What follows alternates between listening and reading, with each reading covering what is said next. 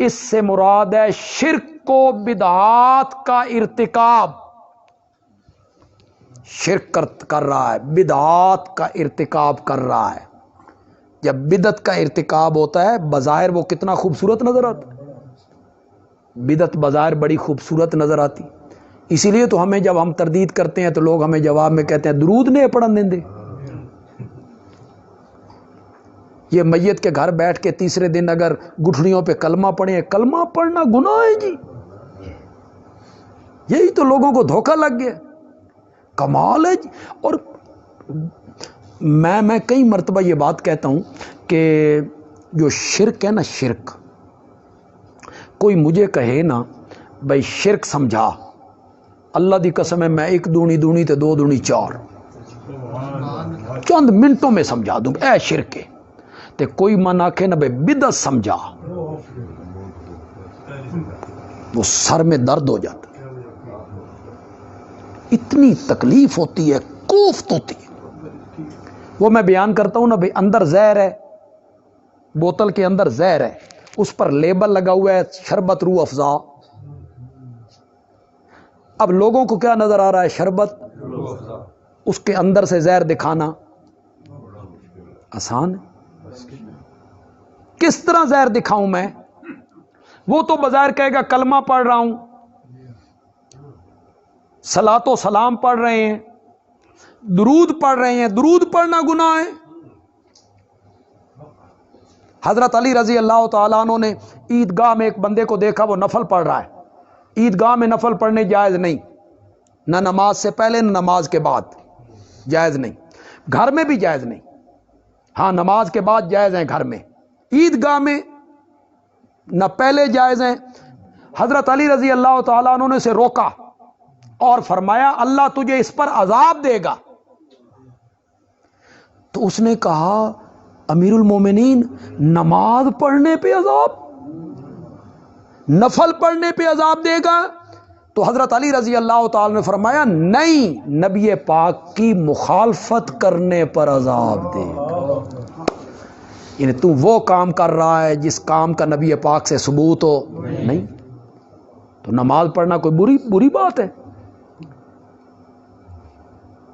حضرت عبداللہ ابن مسعود رضی اللہ تعالیٰ عنہ کے زمانے میں ایک مسجد کے لوگ عصر کی نماز کے بعد جو یہ پڑھتے ہیں ہم تسبیحات، سبحان اللہ، الحمدللہ، اللہ اکبر 33 مرتبہ، پھر 34 مرتبہ اللہ اکبر پڑھنا نبی پاک سے ثابت ہے. یہ تسبیحات فاطمہ ہیں.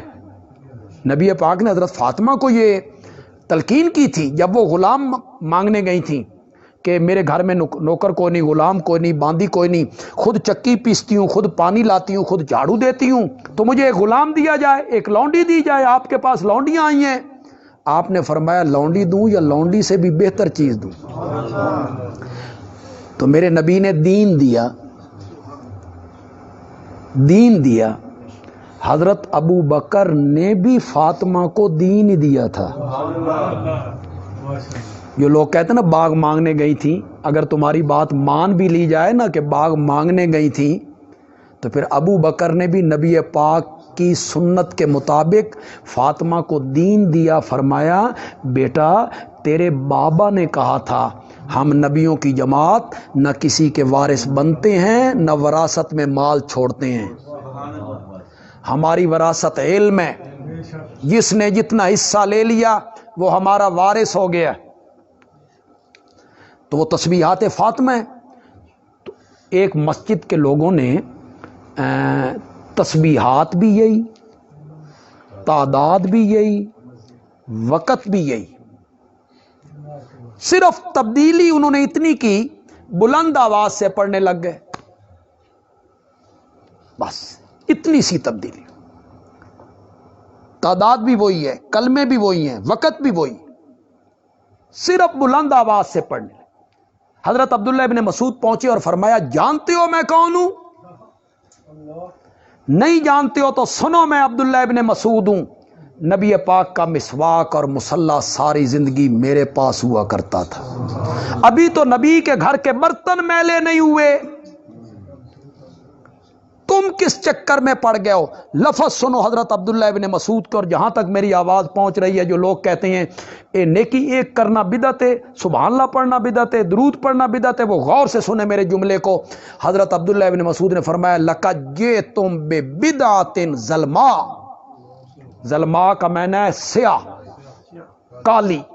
लक़द जिअतुम बिबिदअतिन ज़ल्मा, तुमने एक काली बिदअत ईजाद की है। क्या किया था जी उन्होंने? गालियां निकाल रहे थे। सिर्फ तब्दीली इतनी हुई कि नबी मैं आप सुन के हैरान हो जाएंगे, दीन वही है जो मेरे नबी की ज़बान मुक़द्दस से निकले। बस ये कैसे आशिक हैं यार, मैं सही तो नहीं बता सकूंगा, लेकिन मफहूम उसका यही होगा। नबी पाक ने एक सहाबी को दुआ सिखाई, उस दुआ में लफ्ज़ आपने रसूल का बोला या नबी का बोला। उसको जब सिखाई ना, तो जब वो लफ्ज़ आया, या रसूल का लफ्ज़ था या नबी का, उससे जब आपने दुआ सुनी ना, तो उसने उसके उलट, मसलन आपने नबी का लफ्ज़ कहा था तो उसने रसूल कह दिया, और अगर आपने रसूल का कहा था तो उसने नबी कह दिया। है कोई फ़र्क? आपने फरमाया नहीं, वही लफ्ज़ जो मैंने कहे, ये दीन ना, वही लफ्ज़ जो मैंने कहे, जो मैंने बोले, ये कह देना इसमें हरज क्या है? दुरूद पढ़ रहे हैं, कलमा पढ़ रहे हैं, इसमें हरज क्या है? और मेरे भाई, जो काम दीन समझ के, नेकी समझ के, सवाब समझ के आप करना चाहते हैं और न करने वालों को बुरा भला कह रहे हैं, दरअसल आप ये कहना चाहते हैं कि लोगों, मुझे नेकी के एक ऐसे काम का पता चल गया है जिसका नबी पाक को भी पता कोई नहीं था, सहाबा को भी पता कोई नहीं था। ये कितना बड़ा जुर्म है। और अगर इमाम मालिक की बात आपको सुनाऊं तो आपके पांव तले से ज़मीन निकल जाए। खुदा की कसम, इमाम मालिक ने कहा मनिब्तदा बिदअतन व यराहा हसनतन, जो आदमी एक बिदत का काम करता है और उसे नेकी का काम समझता है, वो इस बात का दावा करता है कि नबी पाक ने रिसालत के पहुंचाने में खयानत की। नेकी का ये काम आपने नहीं बताया था, ये नेकी का काम आपने नहीं बताया, मैं बता रहा हूं। वो नबी पाक पे ये इल्ज़ाम लगाना चाहता है। तो इससे बिदत भी मुराद हो सकती है, जो समझते हैं कि वो अच्छे अच्छे काम कर रहे हैं। उलाइकल्लज़ीना कफ़रू बिआयाति रब्बिहिम, यही लोग हैं जिन्होंने इनकार किया अपने रब की आयतों का। आयात तौहीद, जिन आयात में अल्लाह की वहदानियत के दलाइल हैं, उसकी तौहीद और वहदानियत का ज़िक्र है। व लिकाइही, और उसकी मुलाकात का इनकार किया है। एक इनकार ये होता है कि बंदा कहे मैं क़यामत नहीं मानता, ये भी इनकार है। और बंदा बेदीद हो जाए, गुनाहों पर होशियार और जुर्रत करे, तो ये भी मुलाकात का क्या है? इनकार। जिस बंदे को ये डर हो कि मैंने अल्लाह से मिलना है, तो वो गलत काम करेगा, झूठ बोलेगा, खयानत करेगा। ये बंदा जब झूठी कसम उठाता है, उसका क्या ख्याल होता है कि मैंने रब से मुलाकात करनी, होता है उसका ख्याल। ये भी अल्लाह की मुलाकात का इनकार है। फ़हाबितत आमालुहुम, अल्लाह ने उनके आमाल बर्बाद कर दिए। फ़ला नुकीमु लहुम यौमल क़ियामत वज़ना, हम क़यामत के दिन उनके लिए तराजू भी कायम नहीं करेंगे। बिदत और शिरक ये आमाल को बर्बाद करके रख देते। बित्ती आदमी इतना बड़ा मुजरिम है कि क़यामत के दिन आएंगे और नबी पाक इनको बुलाएंगे और फरिश्ते कहेंगे इन्नका ला तदरी मा अहदसू बादक, आप नहीं जानते آپ کے بعد انہوں نے دین کے کون کون میں نئے کام کیے تھے؟ تو نبی پاک کہیں گے سوکن لکا سوکن،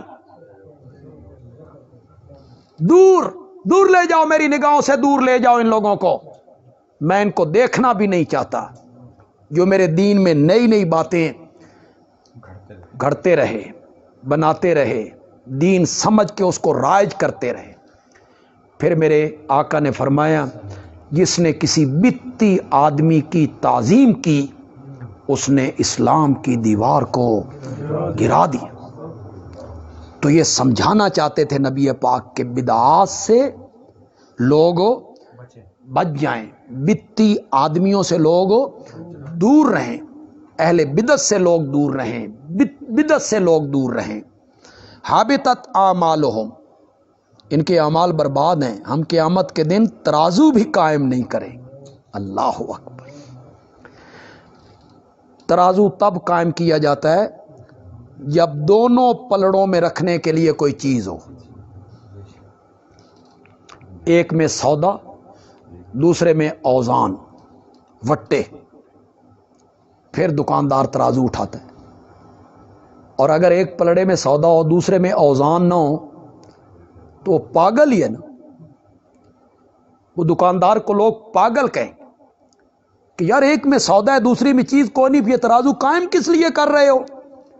اللہ نے فرمایا ان کے نیکی والے پلڑے میں رکھنے کے لیے چیز کوئی نہیں، شرک نے سارے اعمال کو برباد کر دیا تھا، ایک پلڑے میں برائیاں ہی برائیاں، گناہ ہی گناہ، گناہ ہی گناہ، دوسرا پلڑا ہے ہی خالی، ہم نے ترازو کیوں قائم کر؟ یہ جو ہم لوگ بار بار شرک کے متعلق باتیں کرتے ہیں، ہر درس میں کرتے ہیں، ہر جمعے پہ کرتے ہیں، ہر محفل میں کرتے ہیں، ہر سیمینار میں کرتے ہیں، لوگ ہمیں کہتے ہیں یہ انہوں نے اس تو سوا شے کو نہیں آندی، جب سنو توحید توحید توحید توحید لا الہ الا اللہ۔ میرا خیال ہے کہ مشرک لوگ جو انبیاء کو مجنون کہتے تھے وہ غالباً اسی بنا پہ کہتے تھے، ورنہ نبی سے زیادہ عقل مند کون ہوتا ہے؟ وہ تو بڑے حکمت والے ہوتے ہیں، نبوت کے ملنے سے پہلے بھی معصوم ہوتے ہیں، گناہ کا صدور ان سے نہیں ہوتا، عقل کا فطور کیسے ہو سکتا ہے؟ لیکن غالباً اسی لیے مشرک کہتے تھے اس چوک تے سنو، اس گلی سنو، صبح سنو، شام سنو، دوپہر سنو، اکو ہی گل ہے، اعبدوا اللہ ما لکم من الہ غیرہ، اعبدوا اللہ ما۔ اس لحاظ سے غالباً وہ انبیاء کو مجنون کہتے تھے، جو فتویٰ آج ہم پہ لگاتے ہیں انہوں نے توحید تو سوا آندھی کوئی شے، یہ شرک شرک کرتے رہتے، اسی لیے کرتے رہتے ہیں بھائی، کوئی بندہ صحیح ہو جائے، انبیاء سے بھی شرک کا اگر صدور ہو، لو فرضیہ، لو اشرکو، اگر بالفرض والمحال میرے نبی بھی شرک کرتے، لَحَبِطَ عَنْهُمْ مَا كَانُوا يَعْمَلُونَ۔ اور ایک جگہ پہ نبی پاک کو خطاب کیا، وَلَقَدْ أُوحِيَ إِلَيْكَ وَإِلَى الَّذِينَ مِن قَبْلِكَ لَئِنْ أَشْرَكْتَ لَيَحْبَطَنَّ عَمَلُكَ۔ میرے پیارے پیغمبر اگر آپ نے بھی شرک کیا تو ہم آپ کے اعمال بھی ختم کر کے رکھ دیں گے۔ اتنا بڑا جرم تو ہے نا کہ انبیاء سے بھی، جن نبیوں سے صغیرہ گناہ بھی نہیں ہوتا، انبیاء سے صغیرہ گناہ کا صدور بھی نہیں ہوتا، کہ ان سے بھی ارتکاب ہو جائے تو اللہ ان کے اعمال کو کیا کر کے رکھ دے؟ برباد کر کے۔ تو آپ کیا سمجھتے ہیں شرک؟ اور ترمذی کی ایک حدیث ہے، بڑی حوصلہ افزا حدیث ہے، اس پر دلیر بھی بندے کو نہیں ہونا چاہیے، لیکن حوصلہ بڑا ہوتا ہے، حوصلہ بڑا ہوتا ہے، اور رب کی رحمت پہ ہم قربان جاتے ہیں، مولا تو ساڑی قسمت چ لکھ چھڑے، بندے تو تیرے اور بھی ہیں، دولت بھی ہے، ملیں بھی ہیں، سب چیز ہے، مولا تو نے ہمارے لیے لکھا ہے۔ ترمذی کی حدیث ہے، ترمذی کی، اے میرے بندے اگر تو اتنے گناہ لے کر مجھے ملے کہ تیرے گناہ زمین پہ رکھے جائیں تو آسمان تک چلے جائیں، یہ ساری فضا تیرے گناہوں سے بھر جائے، بشرطے کہ ان گناہوں میں شرک والا گناہ نہ ہو، تو میں تیرے گناہوں سے دگنی رحمت لے کر تیرے ساتھ ملاقات کروں۔ بڑی حوصلہ افزا حدیث ہے، بشرطے کہ اس میں شرک نہ ہو۔ تو شرک سے بچنا چاہیے۔ جو لوگ اس کے مریض ہیں انہیں سمجھ نہیں آ رہی ہے، ہمیں انہیں بھی ہم دعوت دے رہے ہیں، وہ ہمارے بھائی ہیں، دوست ہیں، وہ سوچیں